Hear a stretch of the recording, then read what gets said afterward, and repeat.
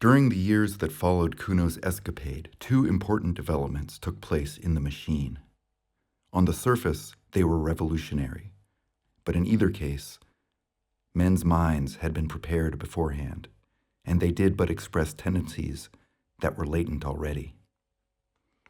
The first of these was the abolition of respirators. Advanced thinkers like Vashti had always felt it foolish to visit the surface of the earth. Airships might be necessary, but what was the good of going out for mere curiosity and crawling along for a mile or two in a terrestrial motor? The habit was vulgar and perhaps faintly improper. It was unproductive of ideas and had no connection with the habits that really mattered. So respirators were abolished, and with them, of course, the terrestrial motor. And except for a few lecturers who complained that they were debarred access to their subject matter, the development was accepted quietly.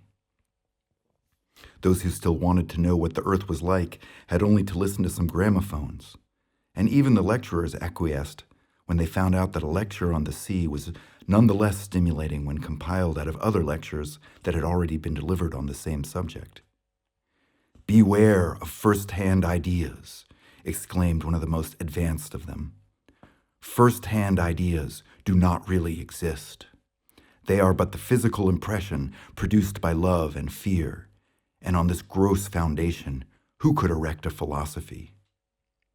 Let your ideas be second-hand, and if possible, 10th-hand, for then they will be far removed from that disturbing element, direct observation. Do not learn anything about this subject of mine, the French Revolution.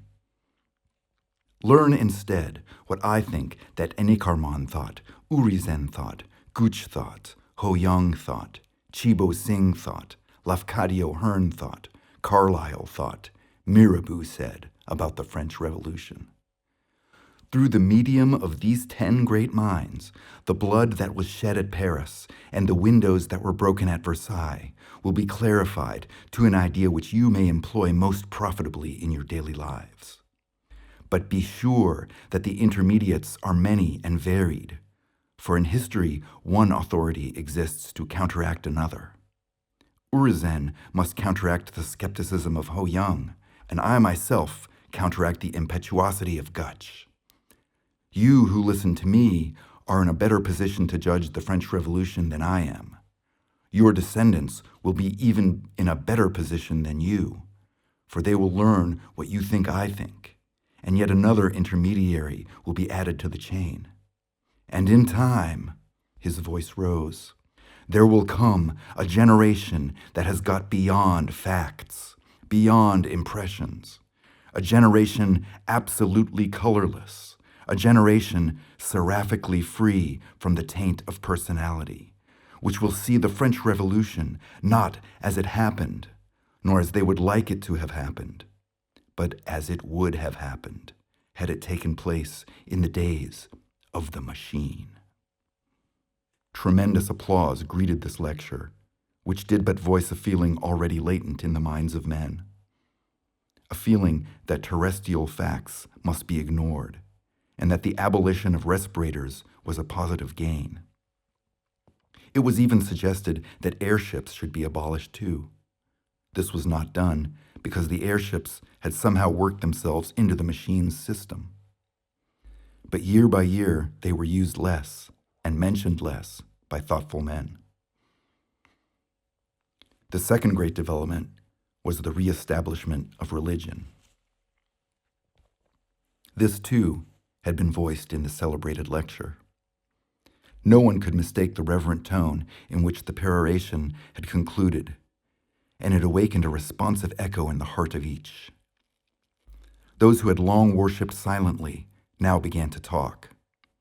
They described the strange feeling of peace that came over them when they handled the Book of the Machine, the pleasure that it was to repeat certain numerals, however little meaning those numerals conveyed, the ecstasy of touching a button, however unimportant, or of ringing an electric bell, however superfluous. "The machine," they exclaimed, "feeds us and clothes us and houses us. Through it we speak to one another, Through it, we see one another. In it, we have our being. The machine is the friend of ideas and the enemy of superstition. The machine is omnipotent, eternal. Blessed is the machine. And before long, this allocution was printed on the first page of the book, and in subsequent editions, the ritual swelled into a complicated system of praise and prayer. The word religion was avoided, and in theory, the machine was still the creation and the implement of men. But in practice, all save a few retrogrades worshipped it as divine.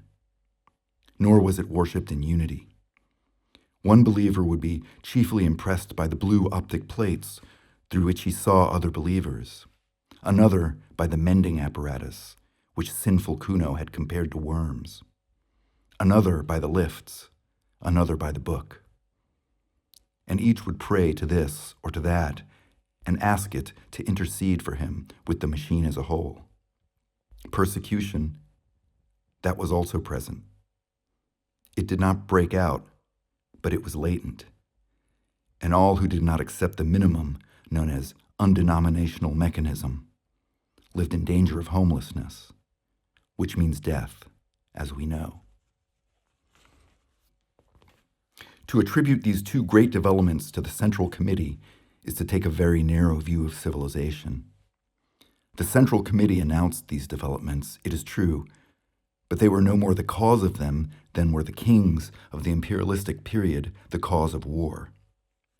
Rather did they yield to some invincible pressure, which came no one knew whither, and which, when gratified, was succeeded by some new pressure equally invincible. To such a state of affairs, it is convenient to give the name progress. No one confessed the machine was out of hand. Year by year, it was served with increased efficiency and decreased intelligence. The better a man knew his own duties, the less he understood the duties of his neighbor. And in all the world, there was not one who understood the monster as a whole. Those master brains had perished. They had left full directions, and their successors had each of them mastered a portion of these directions. But humanity, in its desire for comfort, had overreached itself. It had exploited the riches of nature too far. Quietly and complacently, it was sinking into decadence, and progress had come to mean the progress of the machine. As for Vashti, her life went peacefully forward until the final disaster. She made her room dark and slept. She awoke and made the room light. She lectured and attended lectures. She exchanged ideas with her innumerable friends and believed that she was growing more spiritual. At times, a friend was granted euthanasia and left his or her room for the homelessness that is beyond all human conception. Vashti did not much mind. After an unsuccessful lecture, she would sometimes ask for euthanasia herself, but the death rate was not permitted to exceed the birth rate, and the machine had refused it to her. The troubles began quietly, long before she was conscious of them. One day, she was astonished at receiving a message from her son. They never communicated, having nothing in common, and she had only heard indirectly that he was still alive and had been transferred from the northern hemisphere, where he had behaved so mischievously, to the southern, indeed, to a room not far from her own. Does he want me to visit him? She thought. Never, never again. I have not the time. But no, it was madness of another kind. He refused to visualize his face upon the blue plate, and speaking out of the darkness with solemnity, he said, "The machine stops."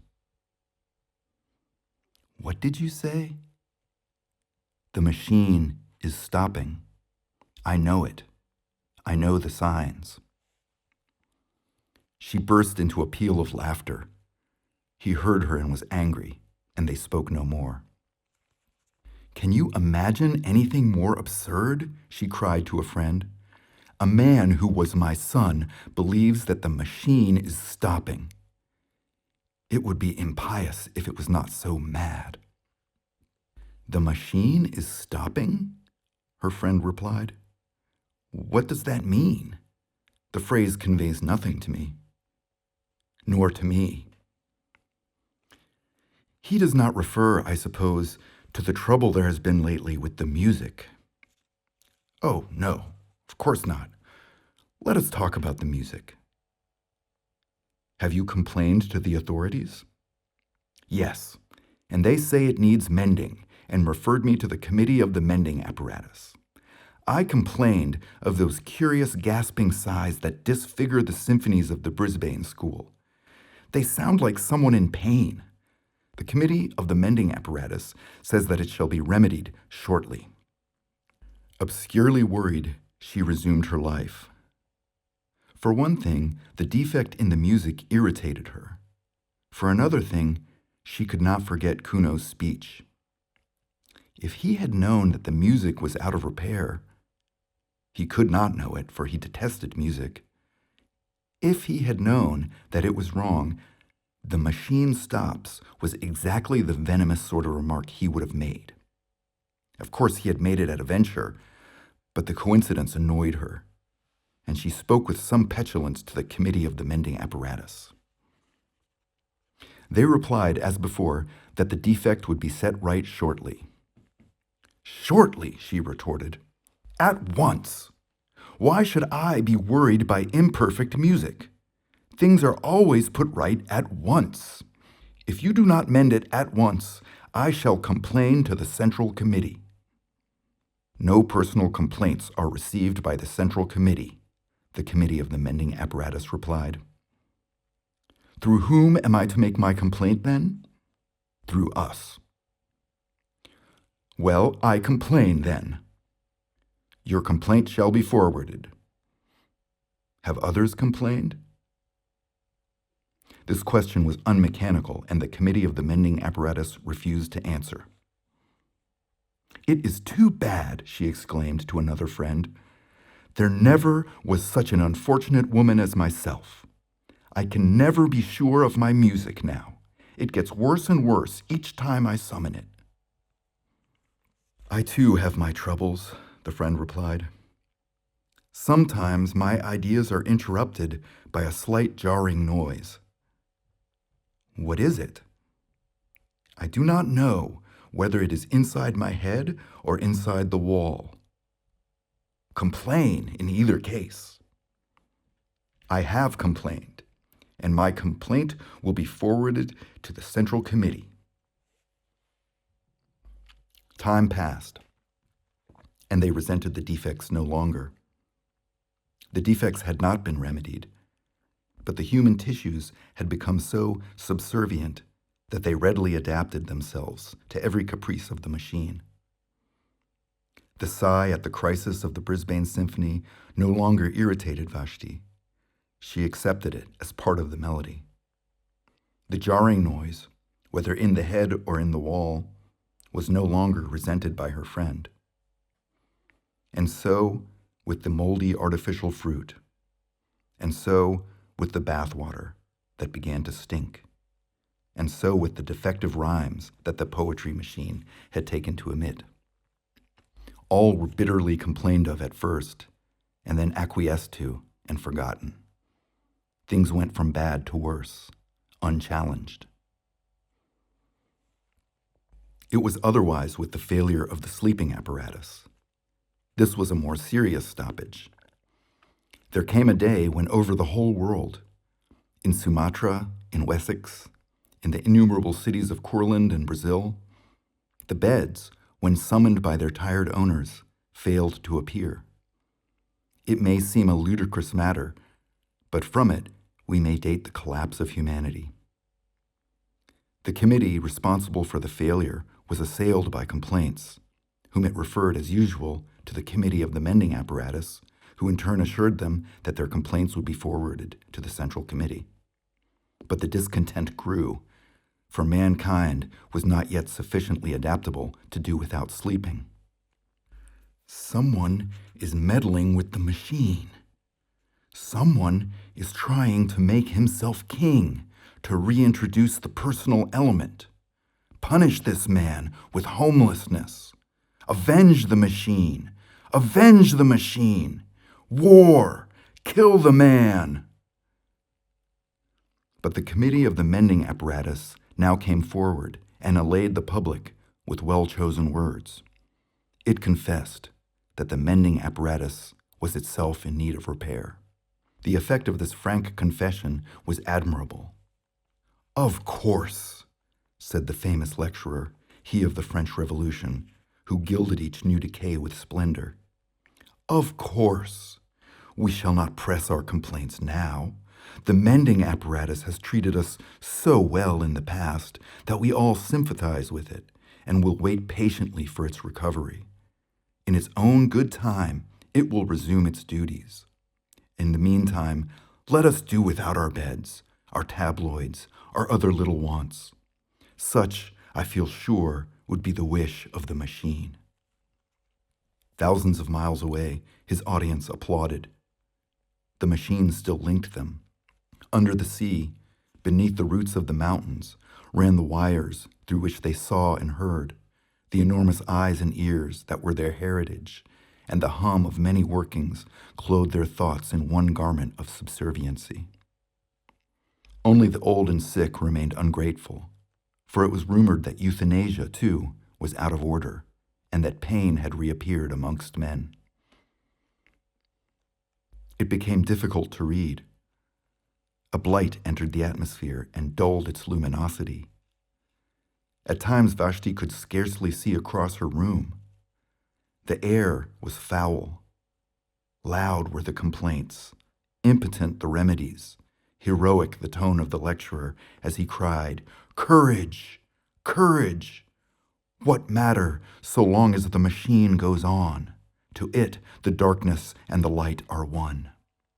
And though things improved again after a time, the old brilliancy was never recaptured, and humanity never recovered from its entrance into twilight. There was hysterical talk of measures, of provisional dictatorship, and the inhabitants of Sumatra were asked to familiarize themselves with the working of the central power station, this power station being situated in France.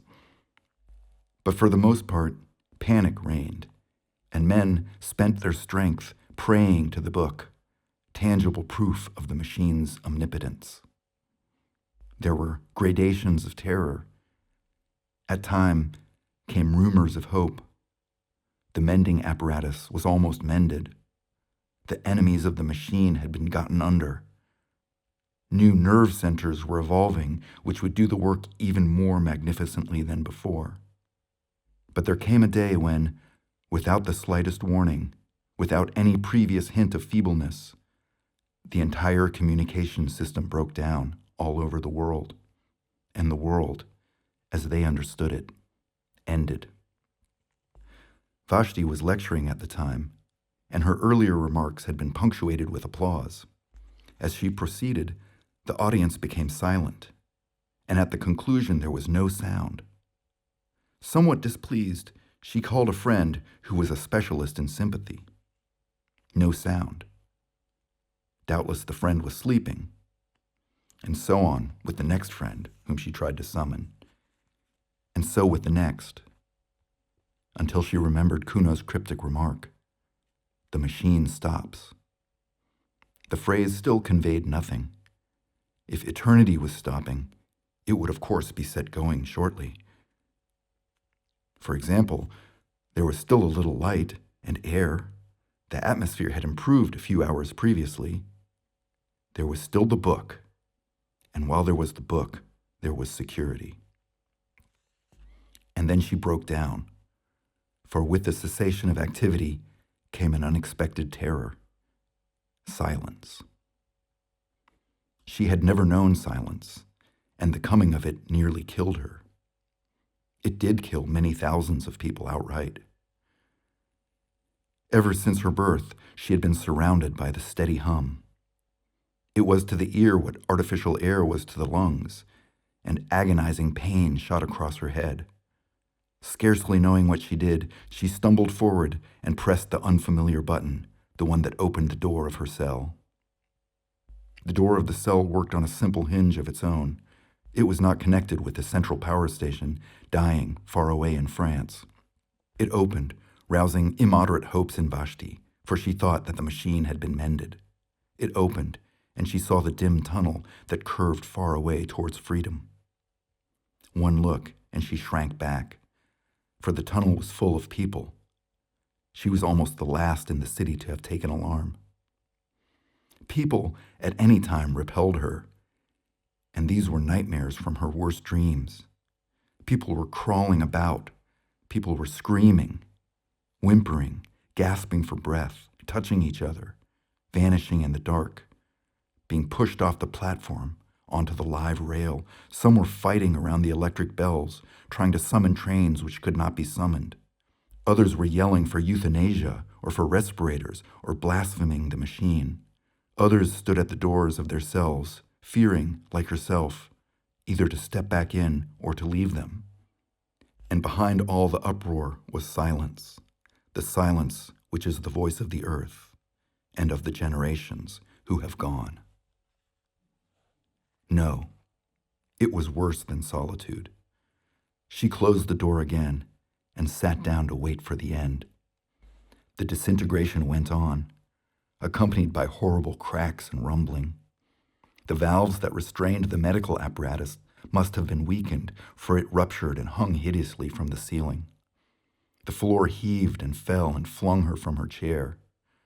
A tube oozed towards her, serpent-like. And at last, the final horror approached. Light began to ebb, and she knew that civilization's long day was closing. She whirled around, praying to be saved, kissing the book, pressing button after button. The uproar outside was increasing and even penetrated the wall. Slowly, the brilliancy of her cell was dimmed. The reflections faded from her metal switches. Now she could not see the reading stand. Now not the book, though she held it in her hand. Light followed the flight of sound. Air was following light, and the original void returned to the cavern from which it had been so long excluded.